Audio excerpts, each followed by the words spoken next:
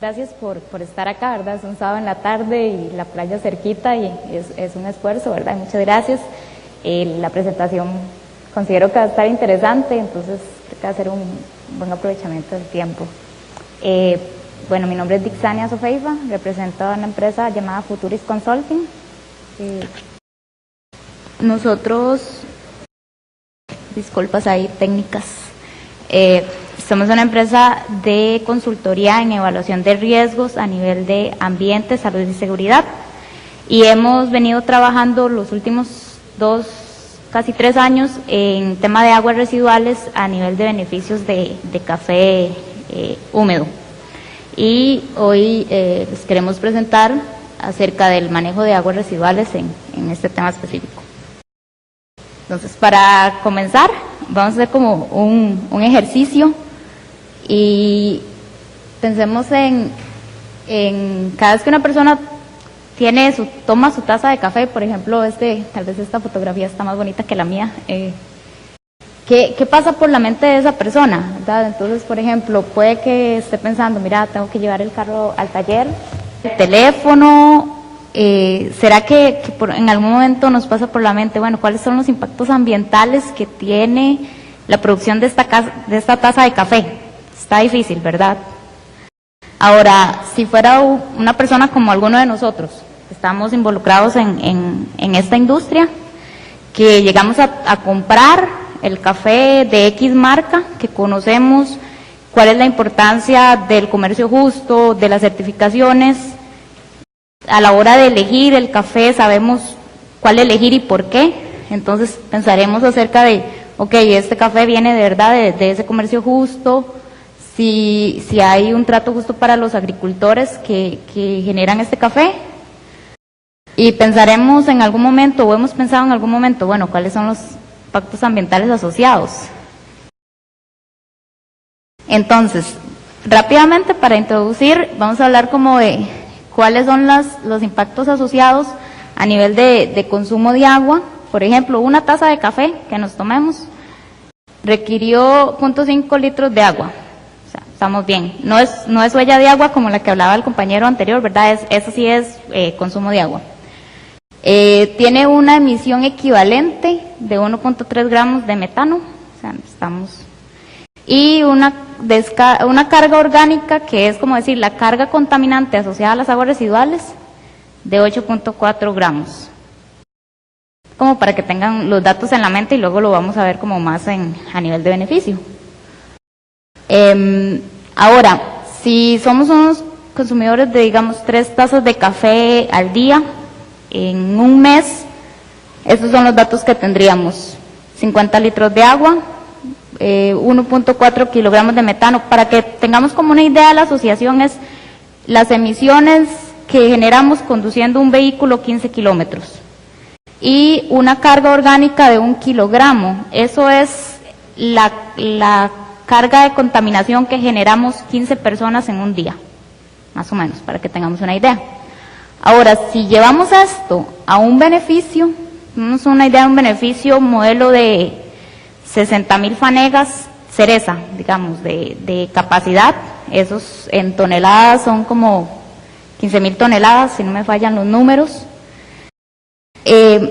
Tomando que ese beneficio tiene cero control de sus impactos, ¿verdad? Son datos crudos. Tendríamos un consumo de agua de más o menos 60,000 metros cúbicos. Ese es el agua que ocupamos 800 personas aquí en Costa Rica en un año. Un consumo per cápita de 200 litros por día. Tenemos emisiones de 170 toneladas equivalentes de metano, que eso sería más o menos 20 millones de kilómetros manejando un carro. Y tenemos una carga orgánica de 1.100 toneladas, que eso es imaginarse una ciudad de 50,000 personas generando su carga orgánica de aguas residuales, ¿verdad?, de sus servicios sanitarios y esto, durante un año. Entonces, ese es el impacto crudo de un beneficio. Entonces, a partir de estos datos base, perdón, mira, voy un poquito adelantada. Ahí están los datos que les acabo de hablar. Entonces, ahora sí, entremos en materia en los impactos ambientales de los beneficios de café. enfocados en uso de agua y aguas residuales. Si seguimos con el ejercicio y ahora tenemos el manager o el gerente de alguna industria de estos de café y está tomando su taza de café y analizando diferentes situaciones por su cabecita, estará pensando obviamente en producir su café sostenible y certificado, obviamente, en asegurar las prácticas sostenibles de las fincas, de los agricultores que le están generando este café. ¿Y qué creen ustedes? ¿Alguno le habrá pasado por su mente, mira, las aguas residuales de mi beneficio o de mis beneficios cumplirán con la normativa? Ahora, si eso fuera en el caso de una persona, del jefe del beneficio, ¿verdad?, que está día a día ahí, puede que esté por su cabeza continuamente pensando en las despulpadoras, ¿verdad?, en toda la parte de operación de su maquinaria, en la parte del área de secado, que es la que me limita la capacidad y necesito liberar espacio, y probablemente le pase por su mente la operación del sistema de tratamiento, por diferentes factores. Si yo estoy ahí día a día en el beneficio, generalmente generan emisiones, generan olores, o pasa el vecino y me dice, mira, ¿por qué está oliendo tanto? ¿Qué está pasando en el sistema? Entonces, ¿de dónde saco yo todos estos comentarios? ¿No? Estarán ustedes pensando, ¿y de dónde saldrán? ¿O son cosas que yo me inventé? ¿O son comentarios que de verdad hemos escuchado? Y bueno, nosotros, Futuris, ha venido trabajando en el tema de aguas residuales y en apoyo técnico en uso de agua y aguas residuales en más de 30 beneficios en diferentes partes del mundo, en países como, bueno, los presentados ahí, México, Guatemala, Honduras, en Uganda, Tanzania, en Vietnam, con diferentes tipos de empresas, no solamente una empresa con múltiples operaciones, también conociendo casos de empresas independientes. Y dentro de nuestros proyectos estamos trabajando en el tema específico de aguas residuales, llevándolos al cumplimiento de estándares, tanto a estándares de normativa del país específico, también en estándares de inversión, en este caso específico con el IFC, que es el ente del Banco Mundial, que tiene estándares específicos para este tema. Entonces, de ahí es donde hemos venido trabajando. Y bueno, ¿qué es lo que hemos aprendido a nivel de beneficio desde que iniciamos en este proyecto? Lamentablemente hay un incumplimiento en la mayor parte de los sitios. Esto, ¿por qué? Bueno, ¿qué descubrimos? Hay un monitoreo, un muestreo de las aguas en el sitio que es pobre y que muchas veces nos ajustamos a las condiciones para que no nos salgan tan mal nuestras aguas. Entonces, sabemos cuándo podemos favorecer la toma de las muestras.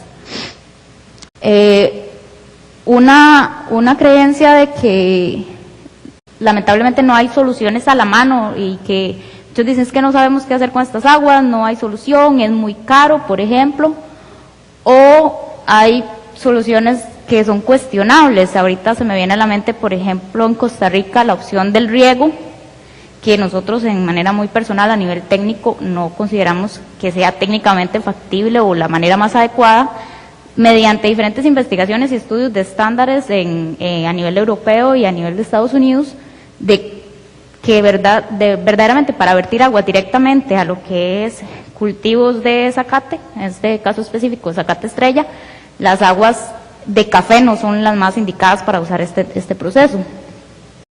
¿Qué más vimos en los beneficios?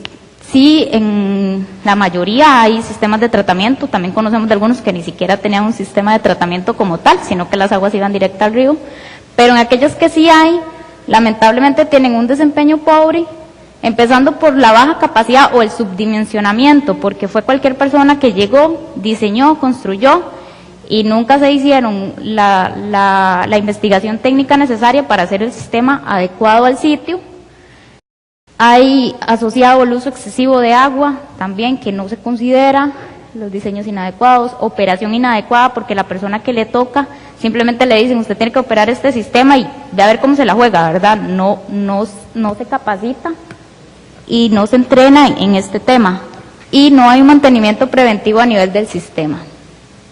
Además, en la mayoría de los sitios hay una débil ejecución por parte de las autoridades.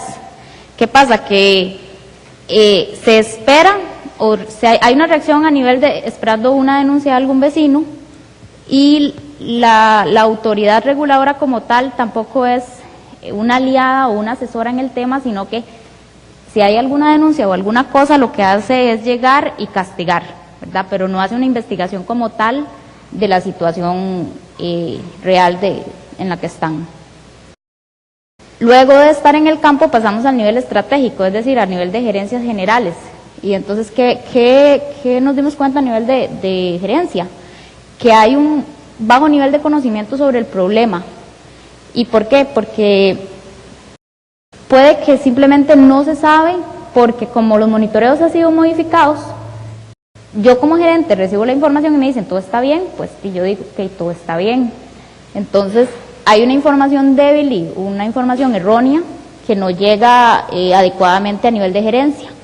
O, en muchos casos, también encontramos esto, que es la aceptación de subestándares de desempeño, donde el gerente nos dice, no, es que ya yo sé que no hay una solución factible, tengo 20 años en esto y sé que no hay una solución,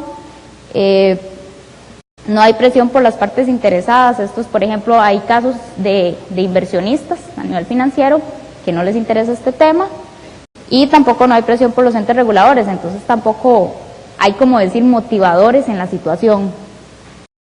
Y las aguas residuales no es parte de las operaciones claves, o sea, en la mayoría de los casos no es una licencia de operar.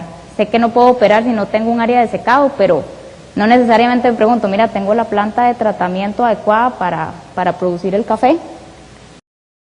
Y encontramos actores reactivos en vez de proactivos, es decir, solo corro a buscar una solución cuando hay denuncias de vecinos sobre reguladores, cuando hay amenazas en el flujo capital de inversionistas, que es lo que estamos viendo ahora. Y entonces, después de esto, ¿cuáles son los mensajes claves de nuestra revisión? Que en nuestra opinión personal hay gran cantidad de café certificado que es procesado por beneficios que tienen un pobre desempeño en el tratamiento de las aguas residuales y que probablemente el incumplimiento de las normativas. Y además la creencia generalizada a nivel de industria de que esto no es nuevo, de que el problema siempre ha existido y va a seguir existiendo, de que no hay solución factible y no está en nuestra agenda o en el radar de la gerencia. Entonces, después de toda esta revisión y de este mensaje, ok, ¿qué hicimos nosotros? Bueno, ¿qué hemos venido haciendo después de ver todo esto? ¿Cómo abordar ese problema? Bueno, traemos un caso de estudio para presentarles a ustedes de cómo hemos abordado el problema y cuáles son los resultados que hemos obtenido, y también un poquito sobre costos, porque obviamente es un factor limitante. Recordemos el beneficio inicial con todos sus impactos a nivel de aguas residuales, consumo y emisiones. Este beneficio, bueno, es de Centroamérica, con una capacidad de 60.000 fanegas al año, 15.000 toneladas. ¿Qué características tiene el sitio? A nivel de hallazgos, bueno, tiene una capacidad de producción de 1.500 fanegas o 350 toneladas día. Tiene más de 50 años de operar. En ese momento que iniciamos la revisión tenía un alto consumo de agua, más de 4 litros por kilogramo de café cereza. Presentaba problemas de incumplimiento normativo a nivel local y obviamente a nivel de estándares. Descargas al río, ahorita tal vez ese dato lo vamos a ver más claramente, pero en ese entonces, con las peores condiciones, estábamos en 10.000 miligramos por litro y la legislación es como 700, o sea, estábamos como 12, 13 veces por encima. Y un sistema de tratamiento con las condiciones mencionadas, ¿verdad? Subdimensionado, antiguo, con pobre mantenimiento, sin idea de cómo operarlo adecuadamente. Y Bueno, y también es importante mencionarles que cuenta con café certificado. Entonces, bueno, ¿cuáles son los resultados? Bueno, resultados estándares de cumplimiento. Entonces, eso es solamente para que ustedes tengan una idea de que estos son los parámetros técnicos, digamos, de aguas residuales que uno monitorea y que hay que cumplir. Entonces, ese es el desempeño del sistema. Podemos ver los números rojos comparados con la normativa del país, o sea, que tenía que llegar el beneficio de las aguas, y cuál es el estándar del IFC, donde vemos que el IFC es completamente mucho más estricto, ¿verdad? Desde aquí que estábamos en 12.000 teníamos que llegar a 700 y después llegar a 50 para estar bien. Entonces estamos en una situación bastante compleja. ¿Cómo logramos esto? Entonces nosotros iniciamos la estrategia de abordarlo en 2 etapas. Primero, paso a paso. Primero, cumplamos la normativa local y luego entrémosle a la parte de estándares que verdad que está todavía más estricta. ¿Cómo empezamos? Bueno, hicimos una definición de estándares, una guía que no fue decirle, mira, lo que tiene que hacer es comprar este sistema, no, sino fue decirle, estas son las herramientas, los estándares bases que tenemos que trabajar todos en conjunto como un equipo para empezar a abordar esta situación. Entonces, ¿qué estándares comprendía esta guía? Bueno, la parte de desarrollo, de liderazgo y planeación. Era un plan de acción que no era que lo iba a hacer el jefe del beneficio o el encargado de las aguas, es un plan de acción que hacía la gerencia en conjunto con su equipo de trabajo, donde había métodos de consumo de agua. Dirigimos 2 metas, 3 litros por kilogramo para aquellos que tienen procesamiento convencional y 1.5 litros por kilogramo para aquellos que tenían módulos ecológicos o de ahorro de consumo. Establecimos metodologías para el monitoreo y aseguramiento, para que no se hiciera al azar, sino que de verdad necesitamos tomar muestras reales para saber cuál es nuestra situación y cómo solucionarlo. Y bueno, la definición del reporte y del seguimiento, no es que lo hicimos y ya, sino que hay que seguirlo trabajando. Entonces, ¿qué logramos en la parte de reducción de consumo de agua? Bueno, primero caracterizamos el proceso, o sea, si ni siquiera sabíamos que estábamos por encima de 4 litros, pero no sabíamos cuánto. Entonces, colocamos fluxómetros en los principales procesos, tomamos datos diarios, definimos si había fugas, si había métodos inadecuados, hicimos cambios en infraestructura de transporte hidráulico a transporte mecánico, un programa implementado de mantenimiento preventivo, y con esto, ¿qué logramos? Reducir el 65% del consumo de agua. Hicimos el monitoreo de las aguas, definimos, porque lamentablemente tampoco habían datos de diseño, de planos, de manuales de cálculo, entonces hubo que hacerlo de verdad de la realidad hacia atrás para saber para qué tamaño estaba diseñado, para qué consumo de agua, para qué cargas orgánicas. Rediseñamos las estructuras y modificamos aquellas que podíamos, que estructuralmente se permitía ampliar o mejorar. Desarrollamos procedimientos reales y competencias para quienes la operan todos los días durante la cosecha. Y obviamente el mantenimiento periódico, porque si no hay un mantenimiento, pues lo perdemos. Y después de trabajar en estos 3 pilares, ahí sí, fue cuando nos dimos cuenta, bueno, hay que ampliar el sistema de tratamiento, efectivamente, ¿cuánto? Entonces ya después de haber optimizado, ya sabíamos cuánto había que ampliarlo. Esa ampliación, volvemos a las 2 etapas, era enfocada en 2 etapas, en 2 pasos. Una ampliación inicial para cumplimiento de estándares locales, donde después de optimizarlo sabíamos que hay que reducir un 85% de la carga, pero tener una visión a futuro de que todavía nos falta cumplir con los estándares del IFC. Entonces, saber que había que considerar una expansión de un 90% de reducción de contaminación, por decirlo así, para cumplir con el estándar. Otra limitante que teníamos era la parte de construcción, porque mucha gente dice, bueno, y lagunas, ahí usted echa el agua y le dura los 3 meses y ahí ya sale mejor, ¿verdad? Pero este caso específico tiene una limitación de espacio, entonces no es tan fácil considerar que hay que comprar terreno también, o sea, tras de que tenemos que hacer el sistema, bueno, ocupamos terreno, entonces teníamos que ajustarlo a un área limitada, obviamente enfocados en minimización de la inversión de capital y de operaciones, porque 10 aguas residuales, todos aquí concordarán en que no lo ven como una inversión, sino como un gasto. Entonces tenía que ser enfocado en la minimización, y ahí fue donde llegamos a 2 opciones.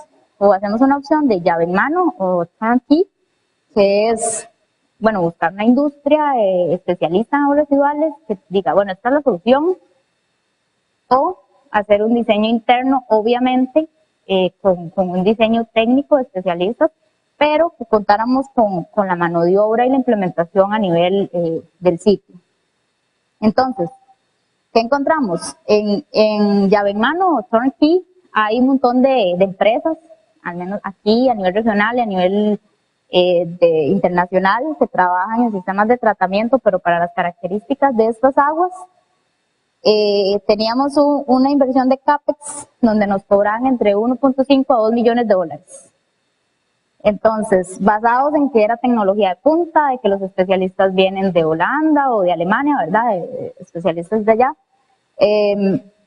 Y con un costo de operación asociado también, que obviamente cuando uno trabaja en esta área de aguas residuales no es solo que me den el sistema, sino saber cuánto me va a costar tenerlo cada día encendido, porque muchas veces el CAPEX no es tan alto, pero la operación es altísima. Entonces siempre hay que tener esos dos parámetros. Empezamos a hacer estas cotizaciones y a ver esto y fue donde decidimos, bueno, ¿qué nos están ofreciendo? ¿Es algo como demasiado nuevo o es la misma tecnología que hemos visto pero mejorada? ¿Será que aquí en el país hay gente con la capacidad de hacer ese diseño e implementarlo en el sitio? Y entonces, ¿qué obtuvimos? Bueno, un diseño profesional con una mano de obra local, con un sistema a base biológica, con un rango de costos. En el momento que hicimos el estudio, estábamos analizando entre 170 a 350 mil dólares de inversión y con un costo operativo más o menos entre 10 mil y 20 mil dólares mensuales. Entonces, como que la solución, al final, la decisión no fue tan difícil, ¿verdad? Entonces, aquí nos parece importante presentar estos números porque al final es lo que ustedes, si yo como dueño de empresa, quiero saber, ¿verdad?, cuánto me va a costar. Entonces, el resumen de las mejoras enfocadas en uso de agua, optimización del sistema y ampliación del sistema. En uso de agua la inversión fue bastante alta porque se decidió cambiar toda la parte hidráulica, pasarlo al sistema mecánico y hacer, obviamente, reducir ese consumo de agua como tal. Entonces tuvimos una inversión de 300 mil dólares.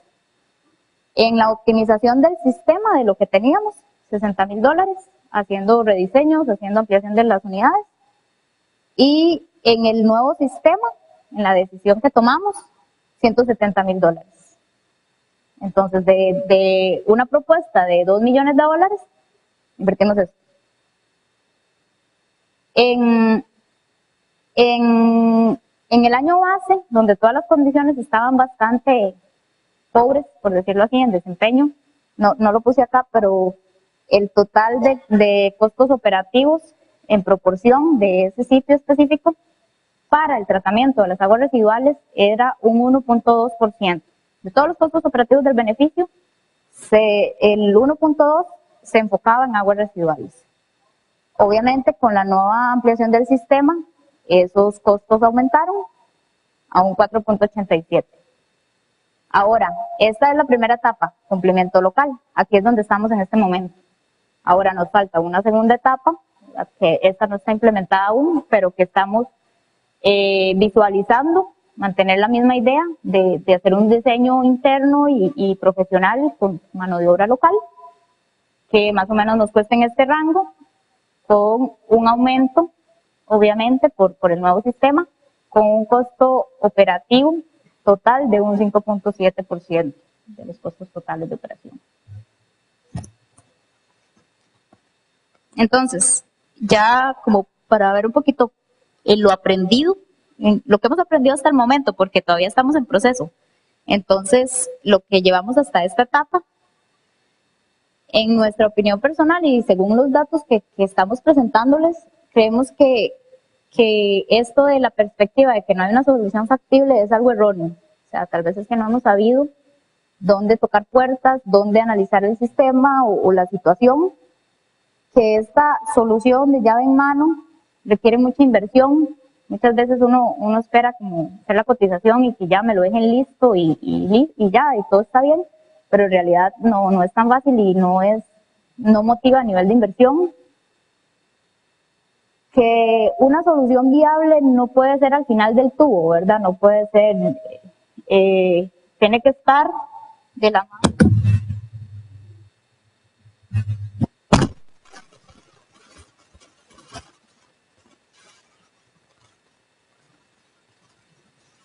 Tiene que estar de la mano de un bajo consumo de agua inicialmente, focalizar esfuerzos, optimizar el sistema de tratamiento, no pensar que no sirve, nunca ha servido y listo, sino que hay que de verdad optimizar lo que tenemos. No es que no sirva, sino que sirve para otras condiciones.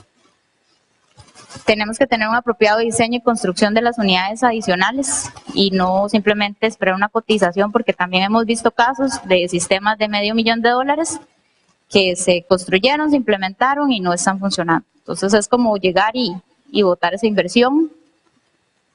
Y consideramos que el impacto en los costos operativos es aceptable. O sea, no estamos hablando de que el costo operativo del tratamiento de las aguas es aceptable para nosotros. Y lo ha sido también para este caso en específico.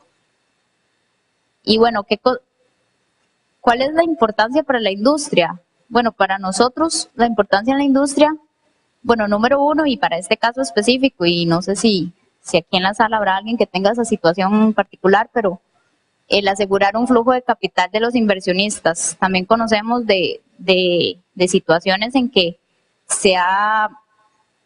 por esto mismo el desempeño de las aguas residuales, el inversionista dice, bueno, no está cumpliendo, su flujo de capital baja.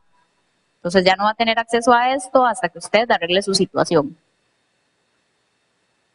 Luego, volver a lo del café certificado. El café certificado puede ser y es procesado, o sea, implementando las soluciones adecuadas por beneficios con un buen desempeño en aguas residuales, que haya un cumplimiento normativo real, ¿verdad? No que tengamos que correr a ver cuál es el día más apropiado, sino que sea un cumplimiento real, que sea comprobable y sea fiable, y no tengamos que temer de que un día va a llegar un vecino a tomar una muestra y nos va a demandar por contaminar el río. Y obviamente continuar con la reducción en la huella ambiental, ya sea en uso de agua, en aguas residuales, en emisiones. Y bueno, ya para terminar, algunos puntos para reflexionar, solamente para que se los dejen ustedes y lo analicen. ¿Cuál es el desempeño real de las aguas residuales de mi empresa o de la empresa a la que le compro café o de la empresa que me procesa mi café? ¿Existe un interés real por el tratamiento de las aguas residuales o es algo más como bonito, como más ambiental? ¿Cuál es o cuál debería ser mi motivación para el tratamiento adecuado de las aguas residuales? ¿Será porque viene un inversionista? ¿Será porque viene el ente regulador? ¿O será porque viene el vecino? Y bueno, después de que reflexionemos y se tomen las acciones acordes, consideramos que podemos tomarnos esa taza de café que presentamos inicialmente ya con más tranquilidad. Muchas gracias.